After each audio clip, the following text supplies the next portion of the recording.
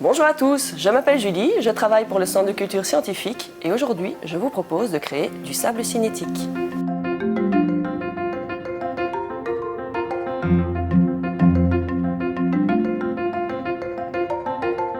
Vous allez avoir besoin des ingrédients suivants.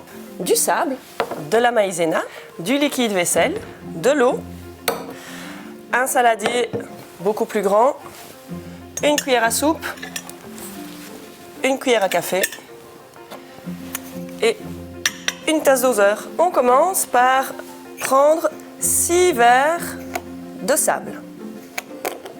Ensuite, on vient ajouter un pot et demi de maïzena.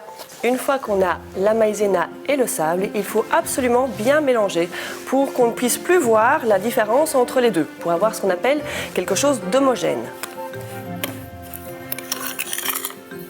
Ensuite, dans un récipient à part, on vient poser 2 cuillères à café, mais des bonnes cuillères à café, de liquide vaisselle. On vient ensuite ajouter environ 3/4 du récipient en eau.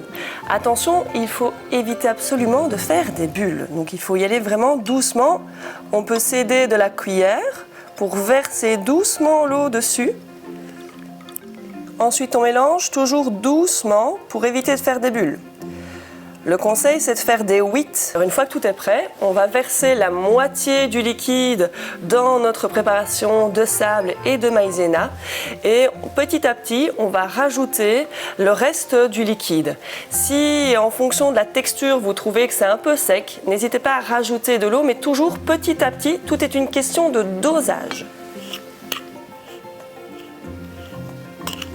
Vous savez que vous commencez à arriver à la bonne texture parce que quand vous appuyez, vous voyez, ça revient un peu, ça commence à faire un petit peu type pâte à modeler. Donc on va avoir quelque chose qui est entre le sable mouillé et la pâte à modeler. Donc vous voyez, quand j'appuie dessus, on voit qu'il y a un petit retrait, ça revient, ça se déforme et ça revient.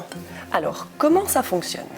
Eh bien, il existe sur Internet plein de recettes différentes, mais la recette originale du sable cinétique ou du sable magique que vous achetez en magasin, eh bien, il est constitué de 98% de sable et 2% d'une substance non toxique qui est en fait ce qu'on appelle un polymère, une très très grosse molécule qui va faire des liens entre les grains de sable. Alors ici, qu'est-ce qui fait le lien entre mes grains de sable ? Eh bien, la maïzena, l'eau et le savon. C'est ces 3 éléments qui vont mimer l'effet de polymère qu'on ajoute habituellement et qui vont vous permettre de modeler. Ces 3 substances font en fait des ponts, des liens entre les grains de sable, ce qui fait que les grains de sable ne sont plus détachés les uns des autres et ne glissent plus. On a vraiment un lien élastique qui permet de modeler votre sable et de faire ce que vous voulez. Comme sur la plage. Sur la plage, c'est simplement l'eau et le sel dans une quantité bien précise qui vous permettent de faire vos châteaux de sable. Ici, c'est ces 3 éléments, la maïzena, l'eau et le savon qui vous permettent de faire ces liens et de jouer avec. Si vous souhaitez conserver votre sable cinétique, simplement, on prend une pochette plastique ou un pot hermétique qu'on peut mettre dans le frigo. S'il se sèche, eh bien, simplement rajouter un petit peu d'eau pour dire d'à nouveau réobtenir la texture adéquate. Voilà, j'espère que ça vous a plu. N'hésitez pas à refaire cette expérience et à jouer pendant de nombreuses heures avec votre sable cinétique.